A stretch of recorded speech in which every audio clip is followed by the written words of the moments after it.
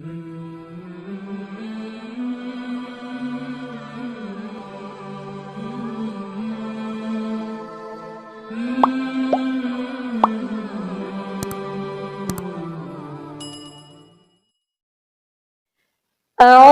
بالله من الشيطان الرجيم.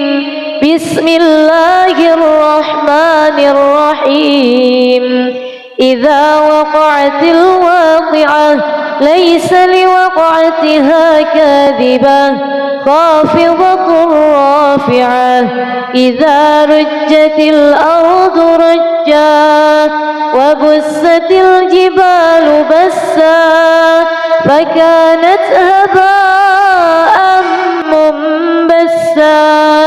وكنتم أزواجا ثلاثة فأصحاب الميمنة ما أصحاب الميمنة وأصحاب المشأمة ما أصحاب المشأمة والسابقون السابقون أولئك المقربون في جنات النعيم. ثلة من الأولين وقليل من الآخرين على سرر موضونة متكئين عليها متقابلين. يطوف عليهم ولدان مخلدون بأكواب وأباريق وكأس من معين لا يصدعون عنها ولا ينزفون وفاكهة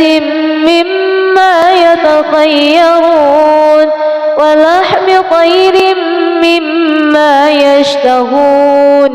وحور عين كأمثال اللؤلؤ المكنون جزاء بما كانوا يعملون.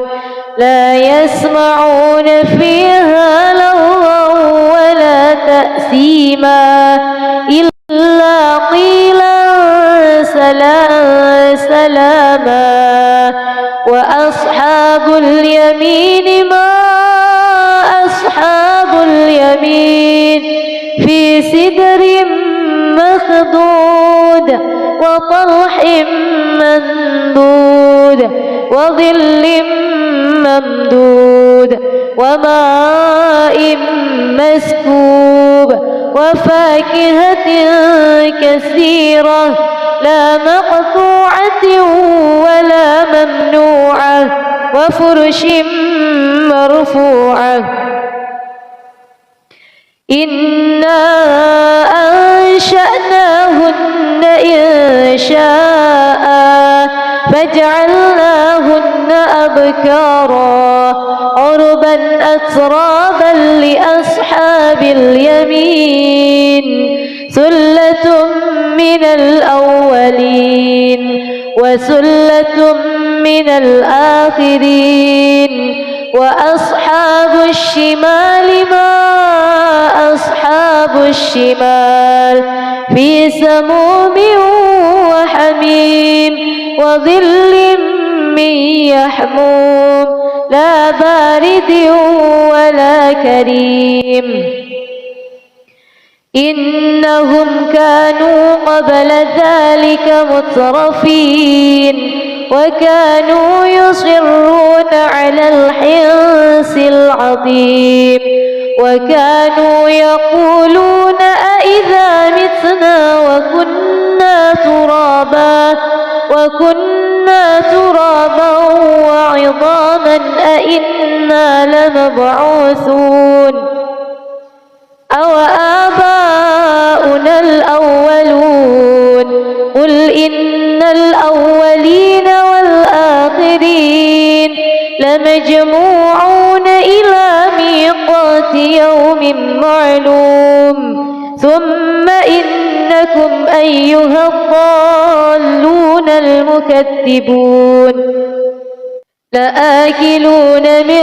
شجر من زقوم فمالئون منها البطون فشاربون عليه من الحميم فشاربون شرب الهيم هذا نزلهم يوم الدين نحن خلقناكم فلولا تصدقون أفرأيتم ما تمنون أأنتم تخلقونه أم نحن الخالقون نحن قدرنا بينكم الموت وما نحن بمسبوقين على أن نبدل أمثالكم وننشئكم فيما لا تعلمون ولقد علمتم النشأة الأولى فلولا تذكرون أفرأيتم ما تحرثون أأنتم تزرعونه أم نحن الزارعون لو نشاء لجعلناه حطاما فظلتم تفكهون إنا لمغرمون بل نحن محرومون أفرأيتم الماء الذي تشربون أأنتم أنزلتموه من المزن أم نحن المنزلون لو نشاء جعلناه أجاجا فلولا تشكرون أفرأيتم النار التي تورون أأنتم أنشأتم شجرتها أم نحن المنشئون نحن جعلناها تذكرة ومتاعا للمقوين فسبح باسم ربك العظيم فلا أقسم بمواقع النجوم وإنه لقسم لو تعلمون عظيم إنه لقرآن كريم في كتاب مكنون لا يمسه إلا المطهرون تنزيل من رب العالمين أفبهذا الحديث أنتم مدهنون وتجعلون رزقكم أنكم تكذبون فلولا إذا بلغت الحلقوم وأنتم حينئذ تنظرون ونحن أقرب إليه منكم ولكن لا تبصرون فلولا إن كنتم غير مدينين ترجعونها إن كنتم صادقين فأما إن كان من المقربين فروح وريحان وجنة نعيم وأما إن كان من أصحاب اليمين فسلام لك من أصحاب اليمين وأما إن كان من المكذبين الضالين فنزل من حميم وتصلية جحيم إن هذا لهو حق اليقين فسبح باسم ربك العظيم بسم الله الرحمن الرحيم ياسين والقرآن الحكيم إنك لمن المرسلين على صراط صراط مستقيم تنزيل العزيز الرحيم لتنذر قوما ما أنذر آباؤهم فهم غافلون لقد حق القول على أكثرهم فهم لا يؤمنون إنا جعلنا في أعناقهم أغلالا فهي إلى الأذقان فهم مقمحون وجعلنا من بين أيديهم سدا ومن خلفهم سدا فأغشيناهم فهم لا يبصرون وسواء عليهم أأنذرتهم أم لم تنذرهم لا يؤمنون إنما تنذر من اتبع الذكر وخشي الرحمن بالغيب فبشره بمغفرة وأجر كريم إنا نحن نحيي الموتى ونكتب ما قدموا وآثارهم وكل شيء أحصيناه في إمام مبين واضرب لهم مثلا أصحاب القرية إذ جاءها المرسلون إذ أرسلنا إليهم اثنين فكذبوهما فعززنا بثالث فقالوا إنا إليكم مرسلون قالوا ما أنتم إلا بشر مثلنا وما أنزل الرحمن من شيء إن أنتم إلا تكذبون قالوا ربنا يعلم إنا إليكم لمرسلون وما علينا إلا البلاغ المبين قالوا إنا تطيرنا بكم لئن لم تنتهوا لنرجمنكم وليمسنكم منا عذاب أليم قالوا طائركم معكم أئن ذكرتم بل أنتم قوم مسرفون وجاء من أقصى المدينة رجل يسعى قال يا قوم اتبعوا المرسلين اتبعوا من لا يسألكم أجرا وهم مهتدون وما لي لا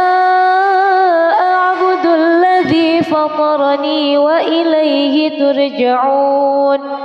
أأتخذ من دونه آلهة إن يردني الرحمن بضر لا تغن عني شفاعتهم شيئا ولا ينقذون إني إذا لفي ضلال مبين إني آمنت بربكم فاسمعون قيل ادخل الجنة قال يا ليت قومي يعلمون بما غفر لي ربي وجعلني من المكرمين وما أنزلنا على قومه من بعده من جند من السماء وما كنا منزلين إن كانت إلا صيحة واحدة واحدة فإذا هم خامدون يا حسرة على العباد ما يأتيهم من رسول إلا كانوا به يستهزئون ألم يروا كم أهلكنا قبلهم من القرون أنهم إليهم لا يرجعون وإن كل لما جميع لدينا محضرون وآية لهم الأرض الميتة أحييناها وأخرجنا منها حبا فمنه يأكلون وجعلنا فيها جنات من نخيل وأعناب وفجرنا فيها من العيون ليأكلوا من ثمره وما عملته أيديهم أفلا يشكرون سبحان الذي خلق الأزواج كلها مما تنبت الأرض ومن أنفسهم ومما لا يعلمون وآية لهم الليل نسلخ منه النهار فإذا هم مظلمون والشمس تجري لمستقر لها ذلك تقدير العزيز العليم والقمر قدرناه منازل حتى عاد كالعرجون القديم لا الشمس ينبغي لها أن تدرك القمر ولا الليل سابق النهار وكل في فلك يسبحون وآية لهم أنا حملنا ذريتهم في الفلك المشحون وخلقنا لهم من مثله ما يركبون وإن نشأ نغرقهم فلا صريخ لهم ولا هم ينقذون إلا رحمة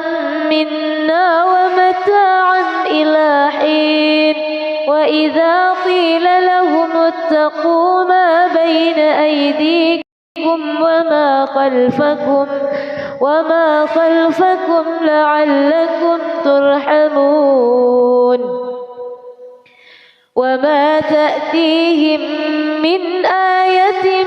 من آيات ربهم إلا كانوا عنها معرضين وإذا قيل لهم أنفقوا مما رزقكم الله قال الذين كفروا للذين آمنوا أنطعم من لو يشاء الله أطعمه إن أنتم إلا في ضلال مبين ويقولون متى هذا الوعد إن كنتم صادقين ما ينظرون إلا صيحة واحدة تأخذهم وهم يخصمون فلا يستطيعون توصية ولا إلى أهلهم يرجعون ونفخ في الصور فإذا هم من الأجداث إلى ربهم ينسلون قالوا يا ويلنا من بعثنا من مرقدنا هذا ما وعد الرحمن وصدق المرسلون إن كانت إلا صيحة واحدة فإذا هم جميع لدينا محضرون فاليوم لا تظلم نفس شيئا ولا تجزون إلا ما كنتم تعملون إن أصحاب الجنة اليوم في شغل فاكهون هم وأزواجهم في ظلال على الأرائك متكئون لهم فيها فاكهة ولهم ما يدعون سلام قولا من رب رحيم وامتازوا اليوم أيها المجرمون ألم أعهد إليكم يا بني آدم ألا تعبدوا الشيطان إنه لكم عدو مبين وأن اعبدوني هذا صراط مستقيم ولقد أضل منكم جبلا كثيرا أفلم تكونوا تعقلون هذه جهنم التي كنتم توعدون اصلوها اليوم بما كنتم تكفرون اليوم نختم على أفواههم وتكلمنا أيديهم وتشهد أرجلهم بما كانوا يكسبون ولو نشاء لطمسنا على أعينهم فاستبقوا الصراط فأنى يبصرون ولو نشاء لمسخناهم على مكانتهم فما استطاعوا مضيا ولا يرجعون ومن نعمره ننكسه في الخلق أفلا يعقلون وما علمناه الشعر وما ينبغي له إن هو إلا ذكر وقرآن مبين لينذر من كان حيا ويحق القول على الكافرين أولم يروا أنا خلقنا لهم مما عملت أيدينا أنعاما فهم لها مالكون وذللناها لهم فمنها ركوبهم ومنها يأكلون ولهم فيها منافع ومشارب أفلا يشكرون واتخذوا من دون الله آلهة لعلهم ينصرون لا يستطيعون نصرهم وهم لهم جند محضرون فلا يحزنك قولهم إنا نعلم ما يسرون وما يعلنون أولم ير الإنسان أنا خلقناه من نطفة فإذا هو خصيم مبين وضرب لنا مثلا ونسي خلقه قال من يحيي العظام وهي رميم قل يحييها الذي أنشأها أول مرة وهو عليم الذي جعل لكم من الشجر الأخضر نارا فإذا أنتم منه توقدون أوليس الذي خلق السماوات والأرض بقادر على أن يخلق مثلهم بلى وهو الخلاق العليم إنما أمره إذا أراد شيئا أن يقول له كن فيكون فسبحان الذي بيده ملكوت كل شيء وإليه ترجعون بسم الله الرحمن الرحيم ألف لام را كتاب أنزلناه إليك لتخرج الناس من الظلمات إلى النور بإذن ربهم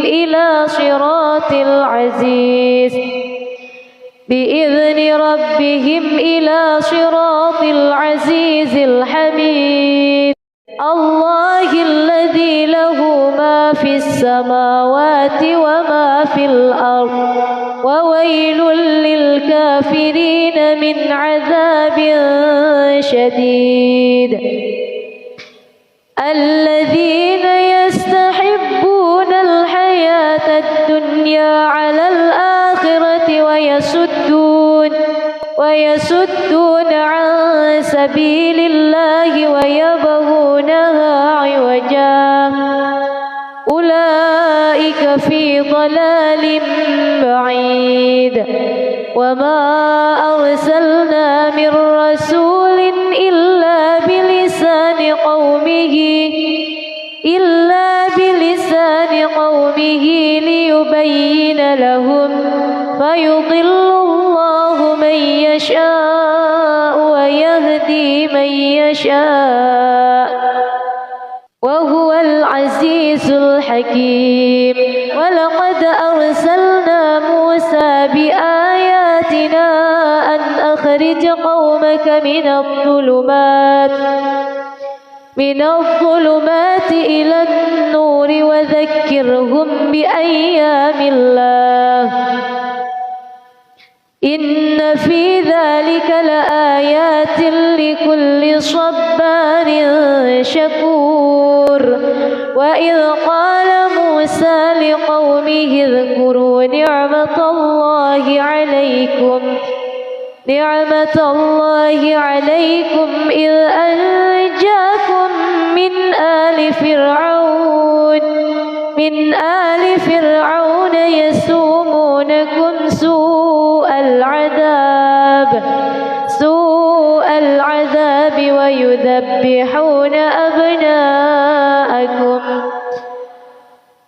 ويذبحون أبناءكم ويستحيون نساءكم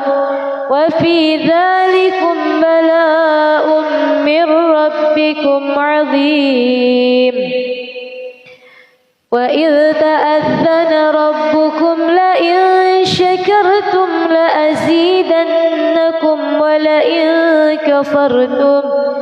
ولئن كفرتم إن عذابي لشديد وقال موسى إن تكفروا أنتم ومن في الأرض جميعا فإن الله لغني حميد ألم يأتكم نبأ الذين من قبلكم قوم نوح وعاد وثمود والذين من بعدهم لا يعلمهم إلا الله جاءتهم رسلهم بالبينات فردوا أيديهم في أفواههم وقالوا إنا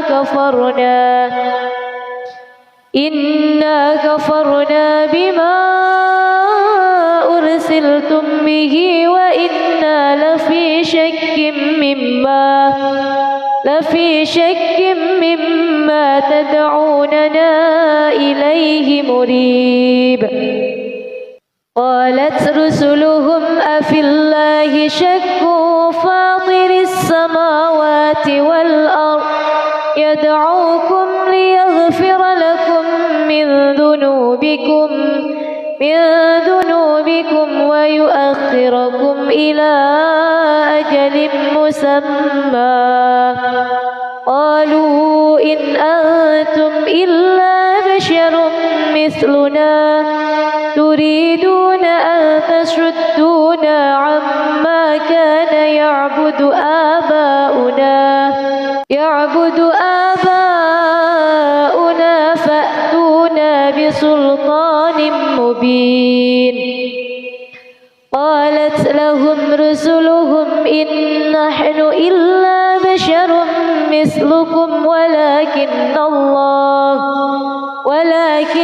الله يمن على من يشاء من عباده وما كان لنا أن نأتيكم بسلطان إلا بإذن الله وعلى الله فليتوكل المؤمنون. وما لنا ألا نتوكل على الله وقد هدانا سبلنا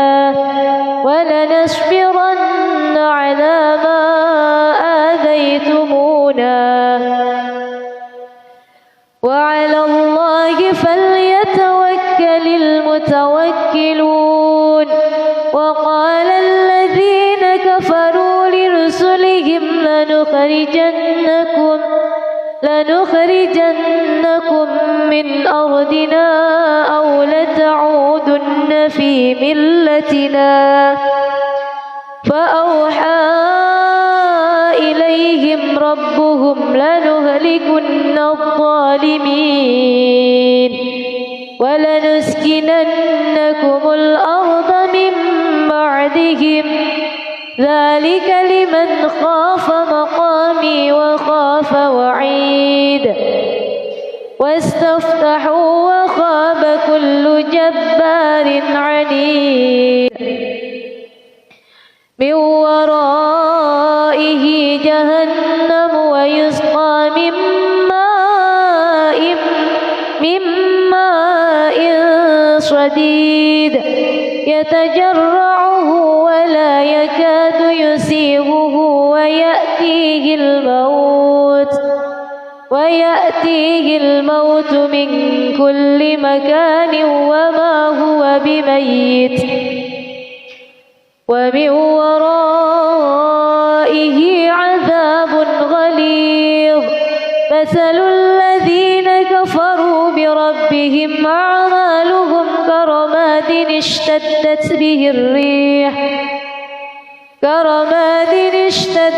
به الريح في يوم عاصف لا يقدرون مما كسبوا على شيء ذلك هو الضلال البعيد. ألم تر أن الله خلق السماوات والأرض بالحق إن يشأ يذهبكم ويأت بخلق جديد وما ذلك على الله بعزيز. وبرزوا لله جميعا فقال الضعفاء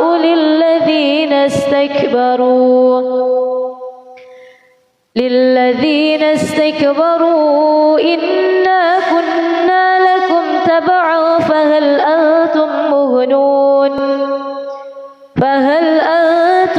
مغنون عنا من عذاب الله من شيء. قالوا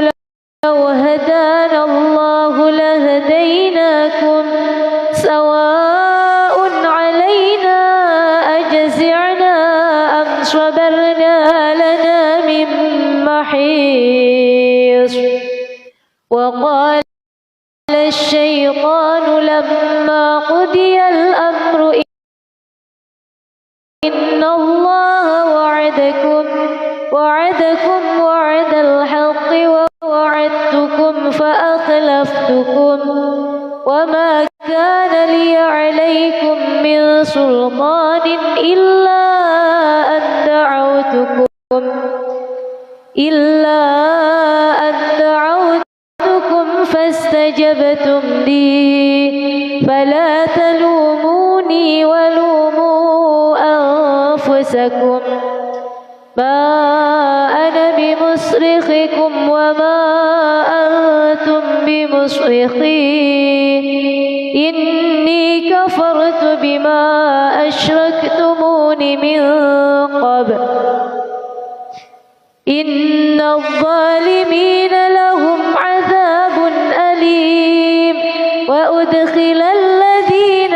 آمنوا وعملوا الصالحات جنات تجري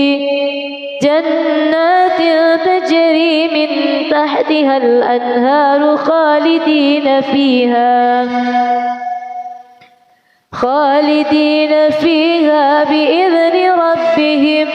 تحيتهم فيها سلام. ألم تر كيف ضرب الله مثلا كلمة طيبة كشجرة طيبة أصلها ثابت وفرعها في السماء تؤتي أكلها كل حين بإذن ربها ويضرب الله الأمثال للناس لعلهم يتذكرون. ومثل كلمة خبيثة كشجرة خبيثة اجتثت من فوق الأرض ما لها من قرار. يثبت الله الذين آمنوا بالقول الثابت في الحياة الدنيا وفي الآخرة ويضل الله الظالمين ويفعل الله ما يشاء. ألم تر إلى الذين بدلوا نعمة الله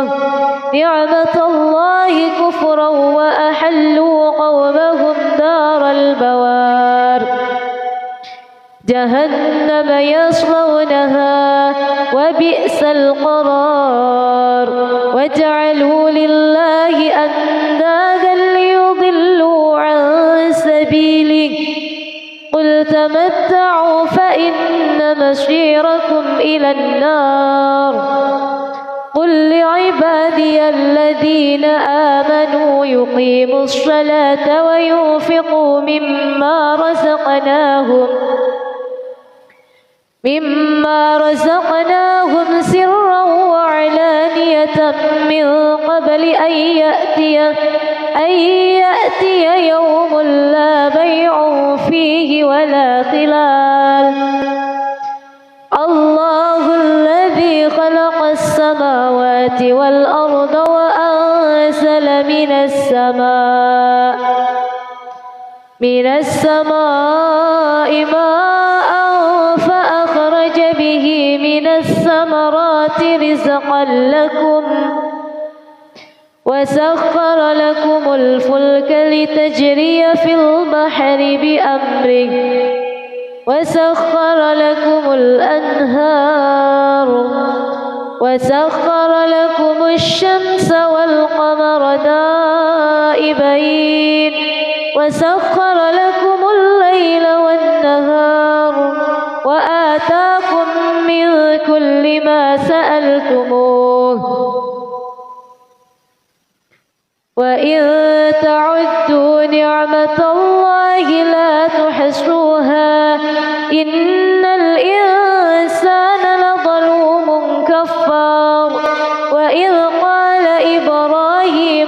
رب اجعل هذا البلد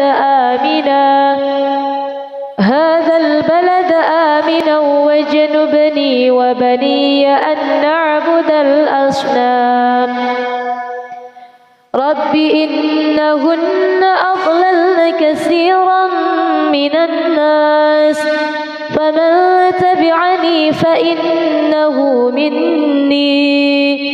ومن عصاني فإنك غفور رحيم ربنا إني أسكنت من ذريتي بواد غير ذي زرع عند بيتك المحرم ربنا ليقيموا الصلاة فاجعل أفئدة من الناس تهوي إليهم ارزقهم من الثمرات لعلهم يشكرون ربنا إنك تعلم ما نخفي وما نعلن وما يخفى على الله من شيء في الأرض ولا في السماء الحمد لله الذي وهب لي على الكبر إسماعيل وإسحاق إن ربي لسميع الدعاء رب اجعلني مقيم الصلاة ومن ذريتي ربنا وتقبل دعاء ربنا اغفر لي ولوالدي وللمؤمنين يوم يقوم الحساب ولا تحسبن الله غافلا عما يعمل الظالمون إنما يؤخرهم ليوم تشخص فيه الأبصار مهطعين مقنعي رؤوسهم لا يرتد إليهم طرفهم وأفئدتهم هواء وأنذر الناس يوم يأتيهم العذاب فيقول الذين ظلموا ربنا أخرنا إلى أجل قريب نجب دعوتك ونتبع الرسل أولم تكونوا أقسمتم من قبل ما لكم من زوال وسكنتم في مساكن الذين ظلموا أنفسهم وتبين لكم كيف فعلنا بهم وضربنا لكم الأمثال وقد مكروا مكرهم وعند الله مكرهم وإن كان مكرهم لتزول منه الجبال فلا تحسبن الله مخلف وعده رسله إن الله عزيز ذو انتقام يوم تبدل الأرض غير الأرض والسماوات وبرزوا لله الواحد القهار وترى المجرمين يومئذ مقرنين في الأصفاد سرابيلهم من قطران وتغشى وجوههم النار ليجزي الله كل نفس ما كسبت إن الله سريع الحساب هذا بلاغ للناس ولينذروا به وليعلموا إله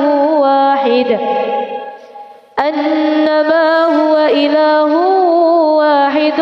وليذكر أولو الألباب. بسم الله الرحمن الرحيم. الرحمن علم القرآن خلق الإنسان علمه البيان. الشمس والقمر بحسبان والنجم والشجر يسجدان والسماء رفعها ووضع الميزان ألا تطغوا في الميزان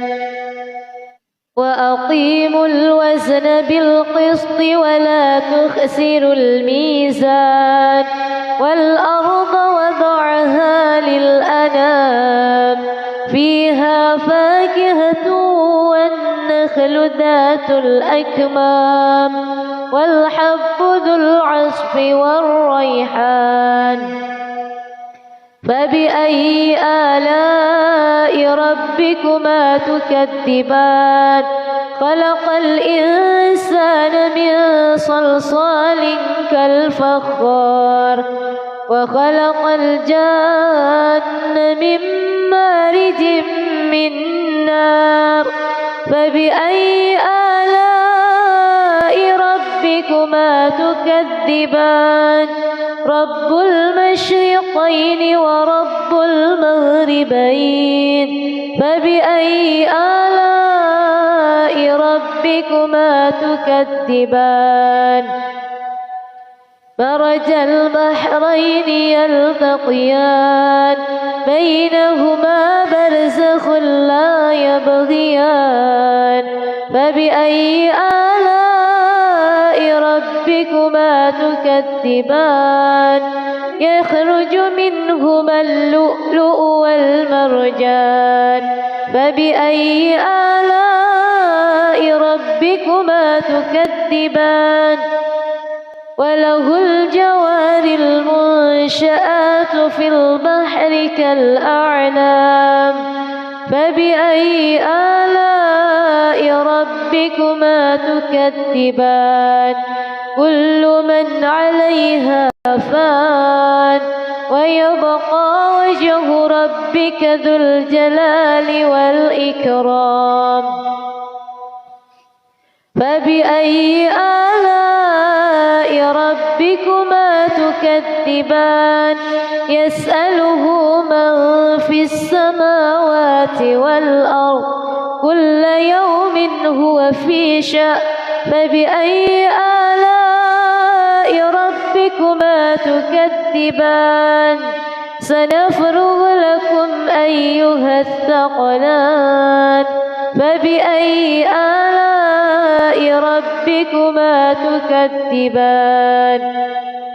يا معشر الجن والإنس إن استطعتم أن تنفذوا من أقطار السماوات والأرض فانفذوا لا تنفذون إلا بسلطان. فبأي آلاء ربكما تكذبان؟ يرسل عليكما شواظ من نار ونحاس فلا تنتشران. فبأي آلاء ربكما تكذبان؟ فإذا انشقت السماء فكانت وردة كالدهان.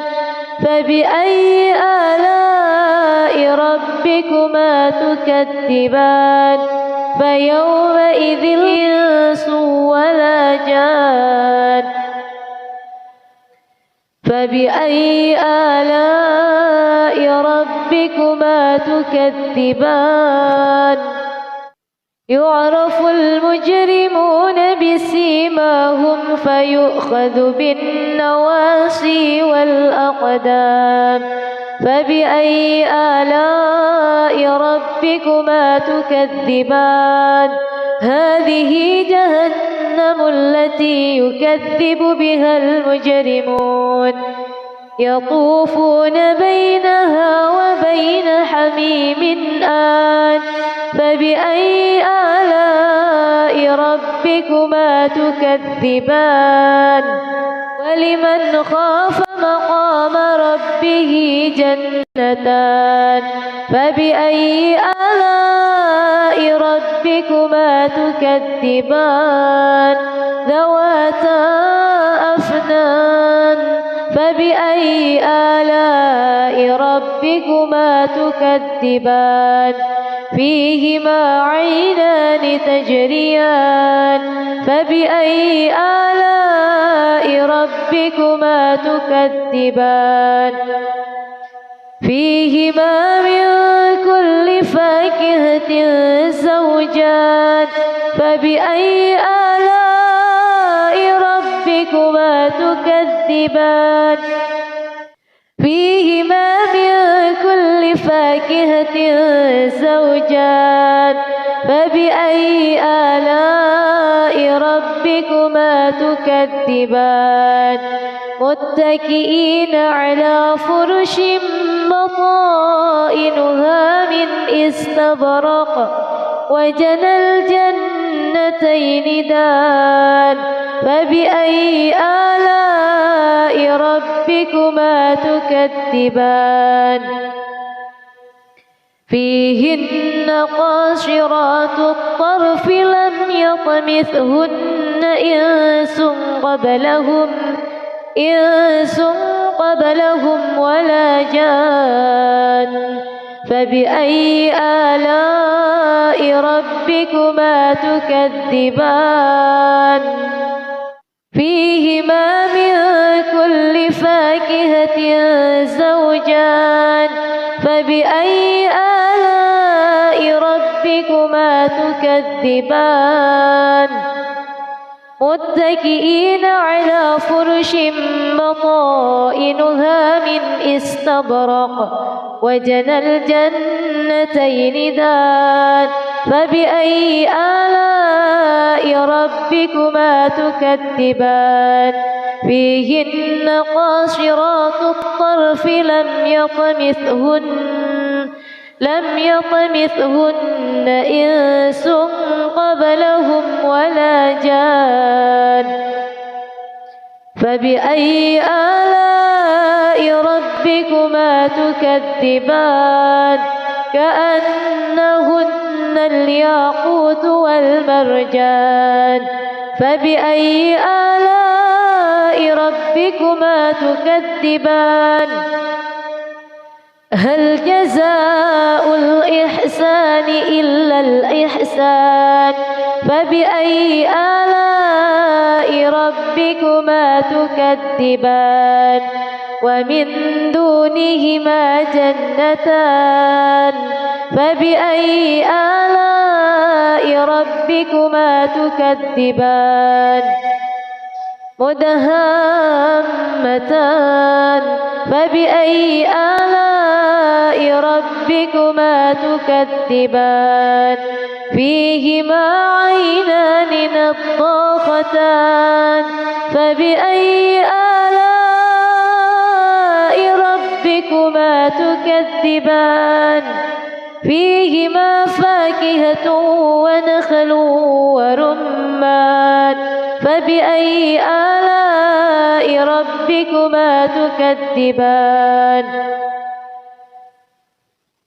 فيهن خيرات حسان فبأي آلاء ربكما تكذبان حور مقصورات في الخيام فبأي آلاء ربكما تكذبان لم يطمثهن إنس قبلهم ولا جان فبأي آلاء ربكما تكذبان متكئين على رفرف خضر وعبقري حسان فبأي آلاء ربكما تكذبان تبارك اسم ربك ذي الجلال والإكرام بسم الله الرحمن الرحيم يا أيها النبي إذا طلقتم النساء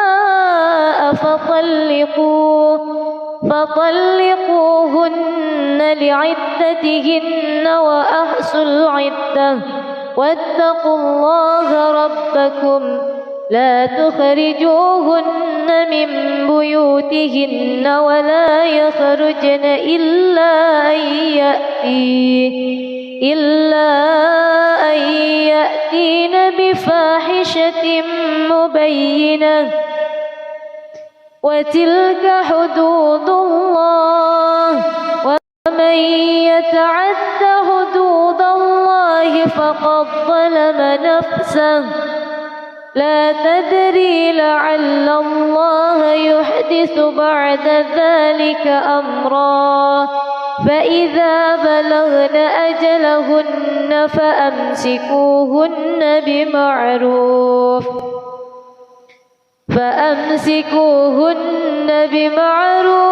أو فارقوهن بمعروف وأشهدوا ذوي عدل منكم وأقيموا الشهادة لله ذلكم يوعظ به من كان يؤمن بالله واليوم الآخر ومن يتق الله يجعل له مخرجا ويرزقه من حيث لا يحتسب ومن يتوكل على الله فهو حسبه إن الله بالغ أمره قد جعل الله لكل شيء قدرا واللائي يئسن من المحيض من نسائكم إن ارتبتم فعدتهن ثلاثة أشهر واللائي لم يحض وأولاة الأحمال أجلهن أن يضعن حملهن ومن يتق الله يجعل له من أمره يسرا ذلك أمر الله أنزله إليكم ومن يتق الله يكفر عنه سيئاته ويعظم له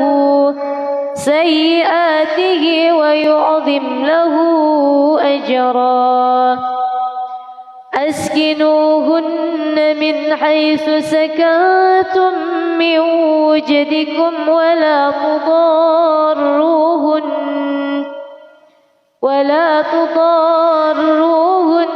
لتضيقوا عليهن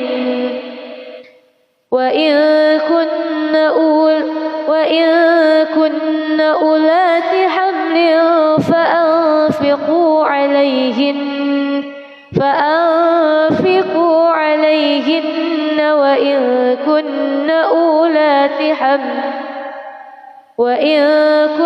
أولات حمل فأنفقوا عليهن وإن كن أولات حمل فأنفقوا عليهن حتى يضعن حملهن فإن أرضعن لكم فآتوهن أجورهن وأتمروا بينكم بمعروف وإن تعاسرتم فسترضع له أخرى لينفق ذو سعة من سعته ومن قدر عليه رزقه فلينفق مما آتاه الله لا يكلف الله نفسا إلا ما أتاها سيجعل الله بعد عسر يسرا وكأي من قرية عتت عن أمر ربها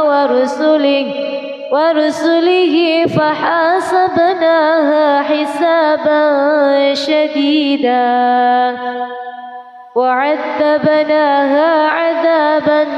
نكرا فذاقت وبال أمرها وكان عاقبة أمرها خسرا أعد الله لهم عذابا شديدا فاتقوا الله يا أولي الألباب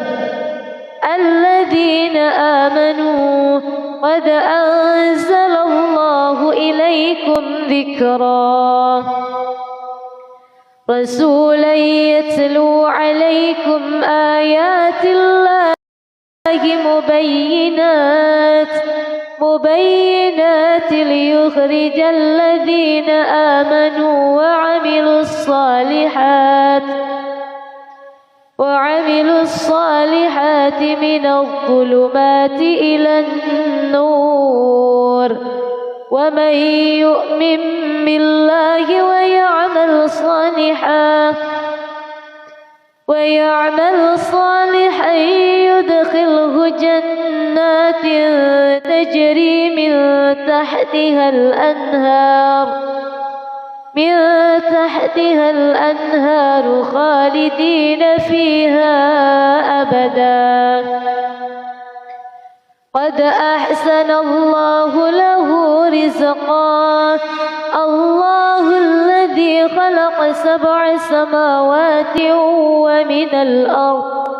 ومن الأرض مثلهن